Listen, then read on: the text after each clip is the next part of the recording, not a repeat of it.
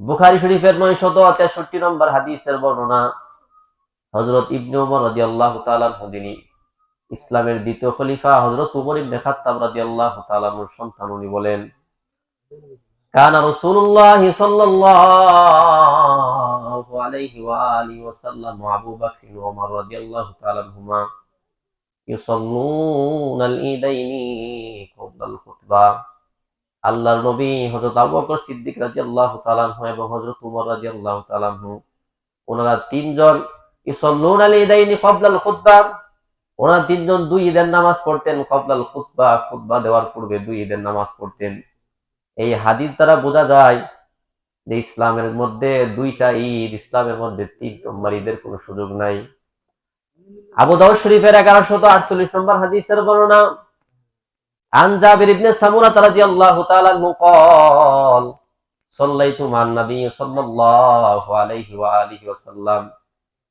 হযরত জাবির ইবনে সামুরা রাদিয়াল্লাহু তাআলা আনহু বর্ণনা, তিনি বলেন, আমি নবীর সাথে নামাজ পড়লাম গায়রা মাররাতিন ওয়ালা মাররাতাইনিল ঈদাইন বিগাইরি আযানিন ওয়ালা ইকামা। আমি আল্লাহর নবীর সাথে এরকম ভাবে একবার দুইবার না বলে অনেকবার এরকম ভাবে নামাজ পড়লাম, এরকম ভাবে আল্লাহর নবীর পিছনে নামাজ পড়লাম বিগাইরি আযানিন ওয়ালা ইকামাতিন, আযান এবং ইকামত ছাড়া দুই ঈদের নামাজ আমি নবীদের পিছে একাধিকবার আমি পড়লাম। এই হাদিস দ্বারা বোঝা যায় যে মুসলমানের জন্য ঈদ হলো দুইটা। দুই নম্বর যে বিষয়, এটা হলো যে আজকের যে দিনটা ইয়াউমুন নাহার মানে কুরবানির দিন, এটাকে আল্লাহ তাআলা আমাদের জন্য ঈদ হিসাবে সাব্যস্ত করছেন। কিতাবের নাম আবু দাউদ শরীফ। আবু দাউদ শরীফের 2789 নম্বর হাদিসের বর্ণনা। আন আব্দুল্লাহ ইবনে আমর ইবনে আস রাদিয়াল্লাহু তাআলা আনহু قال قال النبي صلى الله عليه وآله وسلم। হযরত আব্দুল্লাহ ইবনে আমর ইবনে আস রাদিয়াল্লাহু তাআলা আনহুর বর্ণনা, তিনি বলেন, আল্লাহর নবী আমাকে বললেন মা উমিরতু বিয়াউমিল আযহা। আল্লাহ তাআলা আমাকে আদেশ করলেন মা উমিরতু বিয়াউমিল আযহা। আল্লাহর নবী আমাকে আদেশ করলেন মানে ইয়াউমুন নাহরি মানে কুরবানির দিনটাকে আল্লাহ তাআলা আমাদের জন্য বলে ইয়াউমুন নাহরি উমিরতু বিয়াউমিল আযহা। আমি যেন আমার উম্মতদেরকে আদেশ করে আমার উম্মতদেরকে বলি যে আজকের দিনটা আল্লাহ তাআলা তোমাদের জন্য ঈদ তথা খুশির দিন হিসাবে আল্লাহ তাআলা সাব্যস্ত করলেন। আবু দাউদ শরীফের 2789 নম্বর হাদিসের মধ্যে জানতে পারলাম যে উমিরতু বিয়াউমিল আযহা, যে আল্লাহ তাআলা আমাদের নবীজিকে আদেশ করলেন আমাদের নবী যেন উম্মতদেরকে বলে দেই যে আজকের দিনটা ঈদ তথা খুশির দিন। এই হলো 2 নম্বর। 3 নম্বর, আজকের দিনটা এবং আজকের দিনের পরের দিন, ঈদের দিন এবং ঈদের পরের দিন, এই দুইটা দিন আল্লাহ তাআলার কাছে সর্বশ্রেষ্ঠ দিন। কিতাবের নাম আবু দাউদ শরীফ। আবু দাউদ শরীফের এই 1765 নম্বর হাদিসের বর্ণনা। আর আব্দুল্লাহ ইবনে কারতিন রাদিয়াল্লাহু তাআলা আনহু قال قال النبي صلى الله عليه وآله وسلم। হযরত আব্দুল্লাহ ইবনে কারতিন রাদিয়াল্লাহু তাআলা আনহুর বর্ণনা, তিনি বলেন, আল্লাহর নবী বলেন, ইন্নাল্লাহা আযামু ইনদাল্লাহি তাবারাকা ওয়া তাআলা ইয়াউমুন নাহরি সুম্মা ইয়াউমুল কররি। আল্লাহ তাআলার নিকট দিন সমূহের মধ্য থেকে শ্রেষ্ঠতম দিন হলো ইয়াউমুন নাহার মানে কুরবানির দিন। আজকে যে আমরা কুরবানি করব, আজকের দিনটা আল্লাহ তাআলার কাছে দিন সমূহের মধ্যে শ্রেষ্ঠতম দিন। সুম্মা ইয়াউমুল কররি, তারপর হলো মেহমানদারির দিন মানে ঈদের পরের দিন। এই দুইটা দিন আল্লাহ তাআলার কাছে শ্রেষ্ঠতম দিন। বলে ঈদের পরের দিনকে মেহমানদারের দিন নবীজি বললেন, কারণ বলে ঈদের দিন থেকে নিয়ে 3 দিন 10, 11, 12, 13 এই দিনগুলোর মধ্যে ঈদের দিন সহ 4 দিন এবং ঈদ উল ফিতরের 1 দিন, এই 5 দিন মুসলমানদের জন্য রোজা রাখা এটা হারাম। বলে আল্লাহ তাআলার পক্ষ থেকে এই 4 দিন মেহমানদারি, আল্লাহ তাআলার পক্ষ থেকে মেহমানদারি, এই জন্য এই 4 দিন রোজা রাখা যাবে না। এবং ঈদ উল ফিতরের 1 দিন, মোট 5 দিন মুসলমানদের জন্য রোজা রাখা হারাম, কোনো নফল রোজা রাখতে পারবে না। এই হলো 3 নম্বর যে বিষয় আমরা জানতে পারলাম যে আজকের দিনটা এবং আজকের পরের দিন এটা দিন সময়ের মধ্য থেকে শ্রেষ্ঠতম দিন। 4 নম্বর, আজকে যে আমরা কুরবানি করব, কুরবানির কি ফজিলত, এই সম্পর্কে তিরমিজি শরীফের 1493 নম্বর হাদিস। আন আয়েশা রাদিয়াল্লাহু তাআলা আনহা আন্না রাসূলুল্লাহ সাল্লাল্লাহু আলাইহি ওয়া আলিহি ওয়াসাল্লাম, আম্মা জান আয়েশা সিদ্দিকা রাদিয়াল্লাহু তাআলা আনহার বর্ণনা, তিনি বলেন, আন্না রাসূলুল্লাহ সাল্লাল্লাহু আলাইহি ওয়াসাল্লাম قال নবীজিকে আমি বলতে শুনলাম, নবীজি আমাকে বললেন, মা আমিলা আদামিয়ুন মিন আমালিন ইয়াউমান নাহরি, আল্লাহ তাআলার নিকট আজকের দিন বতা ইয়াউমুন নাহারের দিন সর্বোত্তম আমল হলো, সর্বশ্রেষ্ঠ আমল হলো বলে ইহরাকিদ্দাম, রক্ত প্রবাহিত করা, মানে কুরবানি করা। এটা আল্লাহর কাছে সবচাইতে প্রিয় আমল। তারপর আল্লাহর নবী বলেন, ইন্না লাতাতি ইয়াউমাল কিয়ামাতি বিকুরুনিহা ওয়া শারিহা ওয়া আদলাফিহা। আল্লাহর নবী বলেন, কিয়ামতের দিন তোমরা যে পশুটা কুরবানি করে, এই কুরবানি পশুর শিং এবং তার পশম এবং তার খুরশ, এই পশুটা উপস্থিত হবে। ইন্নাদ দামা লা ইয়াকাউ মিনাল্লাহি বিমাকানিন ক্বাবলা ইয়াকা মিনাল আরদি ফাতিবু বিহা নাফসা। আল্লাহর নবী বলেন, এরকম ভাবে কুরবানির পশু কুরবানি করার সময় কুরবানির পশুর রক্তটা মাটিতে পৌঁছার আগে আগে আল্লাহ তাআলার নিকট ওই কুরবানিওয়ালার বিশেষ মর্যাদা আল্লাহর কাছে হয়ে যায়। আল্লাহর নবী বলেন, ফাতিবু বিহা নাফসা, সুতরাং তোমরা আনন্দ চিত্তে কুরবানি করো, মানে খুশি মনে তোমরা কুরবানি করো। এই হলো 1 নম্বর কুরবানির ফজিলত। 2 নম্বর, কিতাবের নাম ইবনে মাজাহ শরীফের 31 ও 27 নম্বর হাদিস। আন যায়েদ ইবনে আরকাম রাদিয়াল্লাহু তাআলা আনহু قال, যায়েদ ইবনে আরকাম রাদিয়াল্লাহু তাআলা আনহু বর্ণনা, তিনি বলেন, ক্বালু, সাহাবীরা প্রশ্ন করলেন, ফিমা ইয়া রাসূলুল্লাহ, এই কুরবানির মধ্যে আমরা যদি কুরবানি করি আমাদের কি লাভ, আমাদের কি উপকার?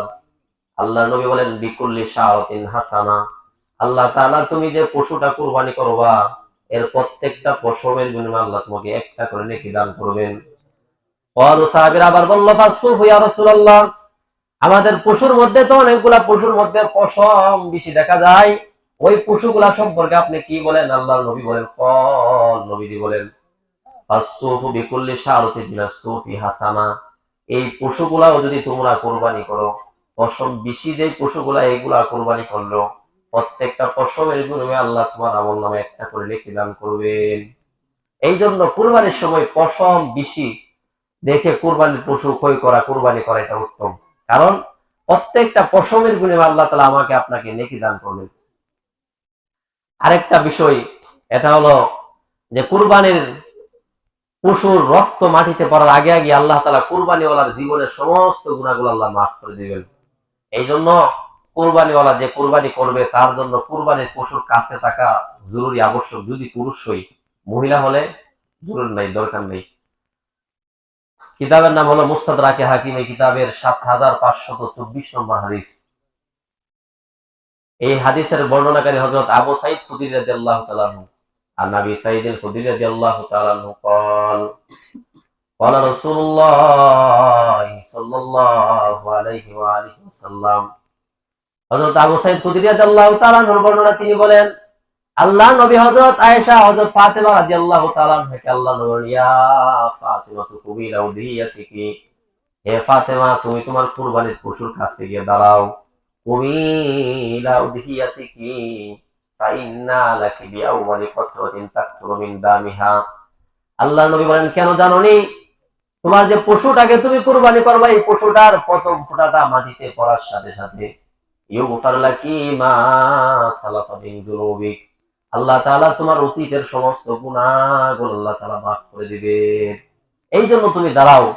ক্বালাত, হযরত ফাতেমা রাদিয়াল্লাহু তাআলা আনহা নবীজিকে প্রশ্ন করলেন, ইয়া রাসূলুল্লাহ, হাযা লানা আহলাল বাইতি খাসসাতান আও লানা ওয়া লিল মুসলিমিনা আম্মাতান, আপনি যে বিষয়টা বললেন, মানে অতীতের গুনাহগুলো মাফ, এটা কি আমরা এবং আহলে বাইত যারা আপনার পরিবারের সদস্য যারা তাদের জন্য নাকি আওয়ালিল মুসলিমা উলানা ওয়ালিল মুসলিমিনা আম্মাতান, নাকি আমরা এবং সমস্ত মুসলমানদের জন্য? ক্বাল, নবীজি জবাব দেন, বাল ওয়াল্লানা ওয়ালিল মুসলিমিনা আম্মাতান, আমরা এবং সমস্ত মুসলমানদের জন্য এই বিধানটা। তারা যখন তাদের পশুকে কুরবানি করবে, পশুর এরকম ভাবে প্রথম রক্তের ফোঁটাটা মাটিতে পড়ার সাথে সাথে মা সালাফা মিন যুনুবিক, আল্লাহ তাআলা তাদের অতীতের গুনাহগুলো আল্লাহ মাফ করে দিবেন। প্রথম ফোঁটাটা মাটিতে পড়ার সাথে সাথে আমার আপনার অতীতের গুনাহসমূহকে আল্লাহ তাআলা মাফ করে দিবেন। এই হলো কুরবানি সম্পর্কে 4 নাম্বার। 5 নাম্বার, কুরবানির প্রত্যেকটা ফোঁটার বিনিময়ে আল্লাহ নেকি দান করবেন। আগেরটা জানলাম যে প্রত্যেকটা পশমের বিনিময়ে নাকি, আইকনটা হলো যে প্রত্যেকটা ফুটার কুরবানির পশুর প্রত্যেকটা রক্তের ফুটার বিনিময়ে আল্লাহ তাআলা আমাকে আপনাকে নেকি দান করবেন। কিতাবের নাম বাইহাকি শরীফ, বাইহাকি শরীফের 17,495 নম্বর হাদিসের বর্ণনা। قال النبي صلى الله عليه وآله وسلم, হযরত যায়েদ ইবনে আরকাম রাদিয়াল্লাহু তাআলা আনহুর বর্ণনা, তিনি বলেন আল্লাহর নবী বলেন, বিকুল্লি কতরাতিন হাসানা, আল্লাহ তাআলা কুরবানির পশুর প্রত্যেকটা রক্তের বিনিময়ে আল্লাহ তাআলা এক রক্তের ফুটার বিনিময়ে আল্লাহ নেকি দান করবেন। 5 নম্বর, আমি আপনি যদি এরকম ভাবে কুরবানি করি, যে কুরবানিটা একমাত্র আল্লাহ তাআলার জন্য আমি আপনি কুরবানি করলাম, এই কুরবানিটা যদি আমি আপনি এরকম ভাবে করি, কিতাবের নাম হলো এরকম ভাবে তাবরানী শরীফ, এই তাবরানী শরীফের 2736 নম্বর হাদিসের বর্ণনা। قال النبي صلى الله عليه وآله وسلم, আল্লাহর নবী বলেন, মান দহা ওয়া তাইয়িবু বিহা নাফসুহু, আল্লাহর নবী মান দহা, তোমরা কুরবানি করো, ওয়া তাইয়িবু বিহা নাফসু, এবং আনন্দ মনে কুরবানি করো। কোন ব্যক্তি যদি এরকম কুরবানি করেন, আনন্দ চিত্তে কুরবানি করে, মুহতাসিবান লিউদহিয়াতি, কুরবানি করে একমাত্র আল্লাহকে সন্তুষ্ট করার জন্য, আল্লাহ তাআলার কাছে সওয়াব পাওয়ার আশায় যদি কুরবানি করে, কানাত লাহু হিজাবান মিনান নার, কিয়ামতের দিন তার এবং জাহান্নামের মাঝখানে ওই কুরবানির পশুটা এরকম ভাবে দেয়াল হিসাবে দাঁড়ায় যাবে, দেয়াল হয়ে যাবে তার এবং জাহান্নামের মাঝখানে। যদি কেউ মুহতাসিবান লিউদহিয়াতি, একমাত্র আল্লাহ তাআলার কাছে সওয়াব পাওয়ার আশায় এবং আনন্দ চিত্তে যদি কেউ কুরবানি করে, বিপদে পড়ে না, সমাজের চাপে পড়ে না, বরং আনন্দ চিত্তে যদি কুরবানি করে, তার এবং জাহান্নামের মাঝখানে দেয়াল হয়ে যাবে এই কুরবানির পশুটা। এই হলো কুরবানি সম্পর্কে কয়েকটা ফজিলত জানলাম। 5 নম্বর, আমরা যদি কুরবানি না করি, কুরবানি ওয়াজিব হওয়ার পরে যদি কেউ নেশাব পরিমাণ মালের মালিক হওয়ার পরে যদি কুরবানি না করে, তাহলে তার কি বিধান? এই কিতাবের নাম হলো তিরমিজি শরীফ, এই তিরমিজি শরীফের 10-15 মিনিট আলোচনা বাড়াই করেন, আমাদের উপর থেকে কিতাবের নাম হলো ইবনে মাজাহ, ইবনে মাজাহ শরীফের 3123 নম্বর হাদিসের বর্ণনা। আন আবি হুরায়রা রাদিয়াল্লাহু তাআলা আনহু قال قال رسول الله صلى الله عليه وآله وسلم, আল্লাহর নবী সাহাবাত আবু রাদিয়াল্লাহু তাআলা আনহুর বর্ণনা, তিনি বলেন আল্লাহর নবী বলেন, মান কানা লাহু সাতুন ওয়া লাম ইযহি ফালা ইয়াকরাবান্না মুসাল্লানা, আল্লাহর নবী বলেন, মান কানা লাহু সাতুন, যেই ব্যক্তির উপর কুরবানি আবশ্যক হলো, কুরবানি ওয়াজিব হলো, কুরবানির সামর্থ্যবান যেই ব্যক্তি ছিল, ফালাম ইযহি, সে যদি কুরবানি না করে, ফালা ইয়াকরাবান্না মুসাল্লানা, সে যেন আমাদের ঈদগাহের মধ্যে না আসে। যার উপর কুরবানি ওয়াজিব, সে কুরবানি করে নাই, নবীজি বলে সে যেন ঈদুল আজহার জামাত করার জন্য আমাদের ঈদগাহের মধ্যে না আসে। এগুলো 5 নম্বর। আল্লাহ নবীর পক্ষ থেকে ধমকি আসছে যে কুরবানি নেশাব পরিমাণ মালের মালিক হওয়ার পরেও যদি আমি আপনি কুরবানি না করি, তাহলে নবীজি বলছেন ফালা ইয়াকরাবান্না মুসাল্লানা, সে যেন আমাদের ঈদগাহের কাছেও না আসে। নবীজি তো জানায় দিলেন। এগুলো 5 নম্বর। 6 নম্বর, যে আজকের দিনটা হলো ঈদের দিন, ঈদের দিনে আমাদের জন্য কি আমল, কি করণীয়, ঈদের দিনের আমল কি? কিতাবের নাম হলো তিরমিজি শরীফ, এই তিরমিজি শরীফের, এখন অনেকে আছে এরকম ভাবে প্রশ্ন করতে পারে যে যদি আমি আপনি যদি কুরবানি না করি, যে কুরবানি করাটা তো এটা অমানবিক আচরণ। ঈদের সুন্নাহর আগে একটা কথা, যে কুরবানি করা, যে কথাটা নবীজি বলছেন কুরবানি করা এটা তো অমানবিক আচরণ, মানে কুরবানি করলে যে পশুর প্রাণ হত্যা করা হয়, পশুকে কুরবানি করা হয়, এর দ্বারা তো এরকম ভাবে জীব হত্যা হয়, জীব হত্যা তো মহাপাপ। অথচ যারা এই নাস্তিকরা যে কথাগুলা বলে, অথচ প্রতিদিন তার খাবারের মধ্যে মাছ, মুরগি, বিভিন্ন প্রাণীগুলা সে কিন্তু ভক্ষণ করে। অথচ মাছ, মুরগি এগুলা কিন্তু পাতল না, এগুলা কিন্তু প্রাণী। অথচ ইসলামের একটা বিধান আসলে বিভিন্ন যুক্তি, বিভিন্ন কথা, ইসলামকে পছন্দ করে না, ইসলাম নিয়ে অ্যালার্জি, নিজের ব্যাপারে কোনো অ্যালার্জি নেই। একটা ধর্ম ছিল ধর্ম গৌতম বুদ্ধ, যে ধর্মটা, এই ধর্মের যে প্রবর্তক উনি হলেন গৌতম বুদ্ধ। উনি ওনার ধর্মের মধ্যে বিধান দিয়েছেন জীব হত্যা মহাপাপ। অথচ কয়েক বছর আগে আমার আপনার মুসলমান ভাইদেরকে আরাকান রোহিঙ্গার মধ্যে নির্মম ভাবে এরকম ভাবে হত্যা করা হয়েছে। শুধু হত্যা করা হয় নাই, বলে মুসলমানদেরকে আগুনে জ্বালিয়ে দেওয়া হয়েছে, ছোট ছোট বাচ্চাদেরকে আগুনে জ্বালিয়ে খাবার বানায় খাওয়া হয়েছে। অথচ তারা বলে যে জীব হত্যা মহাপাপ। অথচ নিজের বেলায় 16 আনা, পরের বেলায় 4 আনা। নিজের ব্যাপার আসলেই বিভিন্ন যুক্তি, এই সমস্যা এই সমস্যা, অন্যের বেলায় আসলে বিভিন্ন সমস্যা, বিভিন্ন চুলকানি। অথচ কুরবানির ক্ষেত্রে জনাবে রাসূলুল্লাহ সাল্লাল্লাহু আলাইহি সাল্লাম থেকে হাদিস পাওয়া যায় যে যদি কুরবানি কেউ করে, কুরবানি করার সময় এরকম ভাবে পশুর ক্ষেত্রে দয়া অনুগ্রহ দেখানো, প্রত্যেকটা প্রাণীর ক্ষেত্রে দয়া দেখানো, এর মধ্যে কুরবানির পশুর ক্ষেত্রে অনুগ্রহ দেখানো, দয়া দেখানো। বলে কিভাবে? বলে কুরবানি করার আগে কুরবানির যে চুরি আছে দাঁড়ালো চুরিটাকে ভালো করে দাঁড় দেওয়া দাও, যাতে করে কুরবানির পশু আরাম পায়। কিতাবের নাম হলো তিরমিজি শরীফ। তিরমিজি শরীফের 1409 নম্বর হাদিস। عن سداد بن أوس رضي الله تعالى عنه قال قال النبي صلى الله عليه وآله وسلم আল্লাহর নবী সাহাবা সাদ্দাদ ইবনে আওস রাদিয়াল্লাহু তাআলা বর্ণনা থেকে আল্লাহর নবী বলেন, ইন্নাল্লাহা কাতাবাল ইহসান আলা কুল্লি শাই, আল্লাহ তাআলা তোমাদের উপর আবশ্যক করে দিয়েছেন, কাতাবাল্লাহু আলা কুল্লি শাই, প্রত্যেকটা প্রাণীর উপর অনুগ্রহ করার জন্য, দয়া করার জন্য আল্লাহ তাআলা তোমাদের উপর আবশ্যক করে দিয়েছেন।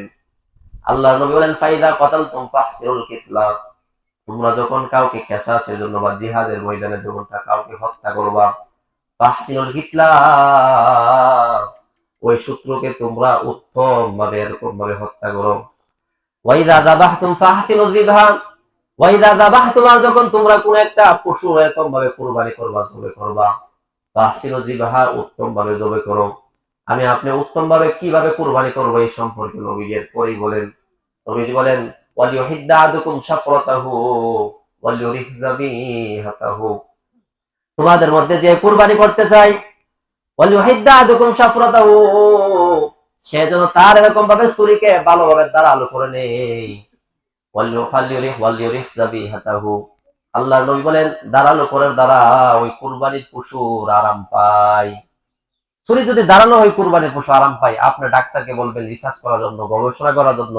যদি গবেষণা করে তাহলে দেখবেন এটা বাইর হয়ে আসবে যে ছুরি যত দাঁড়ানো হবে পশু আরাম পায়। সত্যিই পশুর আরাম পায়, কারণ নবীজি বলছেন, নবীজির কথা তো মিথ্যা না, নবীজি যা বলছেন সব সত্য। এতে কোনো আমাদের ইমান, এটা নবীজি যা বলছেন সব সত্য।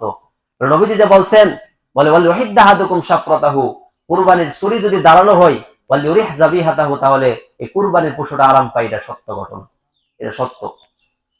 এই হলো কুরবানি সম্পর্কে নাস্তিকদের একটা বক্তব্য, এর খণ্ডন আমরা জানতে পারলাম।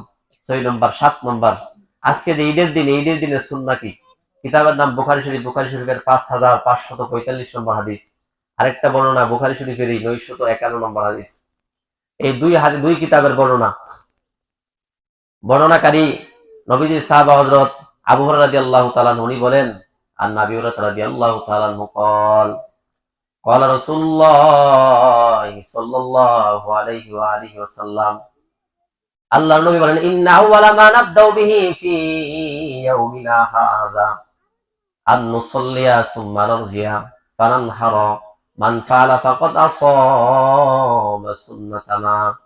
আল্লাহর নবী বলেন, ইন্না আউওয়ালা মা নাবদাউ ফি ইয়াউমিনা হাযা, এই দিন সর্বপ্রথম যে কাজটা করলো, সর্বপ্রথম তার জন্য করা উচিত হলো আন মুসল্লিয়া, সে যেন নামাজ পড়ে, মানে ঈদের নামাজ পড়ে। সুম্মা নারজিয়া, অতঃপর বাড়ির মধ্যে প্রত্যাবর্তন করে। ফানানহারা, অতঃপর যেন সে কুরবানি করে। আল্লাহর নবী বলেন, একজন মানুষ ঈদের নামাজ প্রথম পড়লো, সুম্মা নারজিয়া, তারপর বাড়ির মধ্যে এরকম ভাবে পৌঁছলো, ফানানহারা, এবং কুরবানি করলো। মান ফাআলা, যে কাজটা করলো, আল্লাহর নবী বলেন, ফাকাদ আসাবা সুন্নাতানা, সে আমাদের সুন্নতের অনুসরণ করলো। আমরা ওদিকে নামাজ পড়ার পর, নামাজ এই যে কুতবা কিন্তু ওয়াজিব, নামাজ না ঈদের সময় নামাজ পড়ার পরেই একটা দূর, মানে কুরবা বয়ান কুতবা শোনার কোনো জরুরত মনে করি না, সেটা কিন্তু করা উচিত না।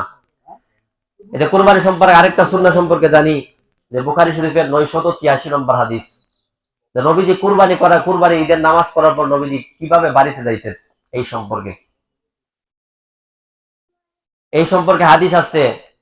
হযরত জাবের রাদিয়াল্লাহু তাআলা আনহুর বর্ণনা, উনি বলেন, আন জাবের রাদিয়াল্লাহু তাআলা আনহু قال كان النبي صلى الله عليه وآله وسلم إذا كان يوم النحر قال فالطريق, আল্লাহর নবী এরকম ভাবে ঈদগাতে বাড়িতে যাইতেন, নবীজি ভিন্ন রাস্তা দিয়ে যাইতেন। আমি যখন ঈদগার মধ্যে আসলাম, ঈদগাহ আসার পর আপনি যেই রাস্তা দিয়ে আসছেন, হযরত জাবের রাদিয়াল্লাহু তাআলা আনহু বলেন, ইযা কানা ইয়াউমুন নাহরি, আল্লাহর নবী কুরবানির সময় এরকম ভাবে কুরবানির দিন যখন রাস্তা দিয়ে যাইতেন খালাফাত তরিক, নবী এরকম ভাবে ভিন্ন রাস্তা দিয়ে নবী যাইতেন। এই জন্য যদি কারো এরকম ভাবে কোন এলাকার মধ্যে দুইটা রাস্তা থাকে আসা যাওয়ার, এক রাস্তা দিয়ে ঈদগার মধ্যে আসা আর এক রাস্তা দিয়ে ঈদগার মধ্যে ঈদগাহ থেকে বাড়িতে যাওয়া, এটা হলো সুন্নাহ। এই সুন্নাহ সম্বলিত আমলটা আমরা ঈদগাতে যাওয়ার সময় এরকম করবো ইনশাআল্লাহ। এটা আল্লাহ তাআলা আমাদেরকে তৌফিক দান করুন। নবীজি খলাফাত তরিক মানে ভিন্ন রাস্তাতে নবী যাইতেন। এই হলো 8 নাম্বার। 9 নাম্বার যে একটা বিষয়, এটা ঈদ এবং জুমা উভয়টার জন্য জরুরি। যেমন খুতবা শোনা ওয়াজিব, চুপ করে খুতবা শোনা। আমরা অনেকে আছি এরকম ভাবে, একজনে নিজে কথা বলি না, একজন কথা বলতেছে আমরা তাকে নিষেধ করি, এটাও নিষেধ আছে হাদিসের মধ্যে। কিতাবের নাম নাসাই শরীফ, এই নাসাই শরীফের 1577 নম্বর হাদিসের বর্ণনা। এই হাদিসের মধ্যে আছে আবু হুরায়রা রাদিয়াল্লাহু তাআলা বর্ণনা, উনি বলেন আন নবী রাদিয়াল্লাহু তাআলা قال قال رسول الله صلى الله عليه وآله وسلم, আল্লাহর নবী সাহাবাজ আবু হুরায়রা রাদিয়াল্লাহু তাআলা বর্ণনা, তিনি বলেন আল্লাহর নবী বলেন ইদা কুলতা লিসাহিবিকা, তোমাদের মধ্যে কেউ যেন তার বন্ধুকে না বলে আনসিত, মানে তুমি চুপ থাকো, ওয়াল ইমামু ইয়াকতুব, অথচ ইমাম ওই সময় খুতবা পড়ার কথা, যে খুতবা দিতে দাঁড়ায়া ওই সময় আপনি আপনার বন্ধুকে বলেন আনসিতে, বন্ধু তুমি চুপ থাকো। আল্লাহ নবী বলেন ফাকাদ লাগাউতা, তুমি যে কাজটা করলাম তুমি মনে মনে ভাবতে পারো এই কাজটা আমি উত্তম কাজ করলাম, ভালো কাজ করলাম। নবীজি বলেন না না না, তুমি এটা ভালো কাজ করো নাই, তুমি কাজটা কিন্তু সঠিক করো নাই, ভালো করো নাই। তুমি নিজে যেমন চুপ থাকবা, অন্যকে চুপ থাকার জন্য বলাও যাবে না। বলে এগুলা বললে দেখা যাবে এরকম ভাবে বিশৃঙ্খলা তৈরি হবে। এই জন্য নবীজি বলেন নিরা কুলতালি সাহিবিকা, তোমাদের মধ্যে যদি কেউ তার বন্ধুকে বলে আনসিত, হে বন্ধু তুমি চুপ থাকো, বলে ফাকত লাগাও তা, সেই কাজটা বন্ধ করলো, কাজটা সে ভালো করে নাই। এই যে কুরবানি সম্পর্কে 9টা অংশে, ঈদুল আজহা সম্পর্কে 9টা অংশে আলোচনা করলাম। 1 নম্বর, যে আমরা আজকের মুসলমানদের জন্য ঈদ 2টা 3টা না, যারা বলে 3টা এটা ভুল, এটা সঠিক না। 2 নম্বর, যে আজকের দিনটাকে ঈদ তথা খুশি বিষয় সাব্যস্ত করা হয়েছে। 3 নম্বর, যে ঈদের দিন এবং এর পরের দিন এটা আল্লাহ তাআলার কাছে শ্রেষ্ঠতম দিন। 4 নম্বর, ঈদের ফজিলত সম্পর্কে কয়েকটা উদাহরণ আপনাদের সামনে পেশ করলাম। 5 নম্বর, আপনি ঈদের সামর্থ্যবান, কুরবানির সামর্থ্যবান থাকা সত্ত্বেও আপনি যদি ঈদে না আসেন, আপনি যদি কুরবানি না করেন, নবীজি আপনাকে বলছে আপনি যেন ঈদগার কাছে না আসেন। 6 নম্বর, এরকম ভাবে কেউ যদি নাস্তিকদের বক্তব্য যে কুরবানি করা এটা অমানবিক আচরণের জবাব। 7 নম্বর, যে ঈদের সুন্নাহ সমূহ। 8 নম্বর, ঈদগাহ থেকে আমরা কোন রাস্তা দিয়ে যাব, কিভাবে যাব এই সম্পর্কে। 9 নম্বর, ঈদ এবং জুমা সহ সকল খুতবাগুলা মনোযোগ সহকারে শ্রবণ করা, এবং পাশের বন্ধুদেরকে কেউ কথা বলতেছে তাকেও বলা যাবে না যে তুমি চুপ থাকো, এটা বলতে নবী নিষেধ করলেন। এই 9টা অংশে আজকে আমরা ঈদুল আজহার আদর্শ শুনলাম। আল্লাহ তাআলা আমাদের সবাইকে এই কথাগুলো বুঝে নিয়ে, আল্লাহ তাআলা আমাদের সবাইকে সহি তরিকায় শরীয়ত সম্মত ভাবে নিয়তকে সহি রেখে কুরবানি করার তৌফিক আল্লাহ তাআলা দান করুন। আমাদের নামাজের কথা ছিল 7টা বাজে, কিন্তু আমার ব্যর্থতার কারণে, আপনাদের ব্যর্থতা না, আমার ব্যর্থতার কারণে আসলে সঠিকভাবে আসতে পারিনি। এই জন্য দুঃখিত। এই জন্য যা যা বলা তা করা, এই যে এটা জবানের খেলা, যা বলছি 7টা বাজে মাইক দিয়ে বলা হয়েছে, নামাজ 7:30 পড়া লাগতেছে। এই জন্য আমরা সকলে দাঁড়িয়ে কাতার সোজা করি ইনশাআল্লাহ।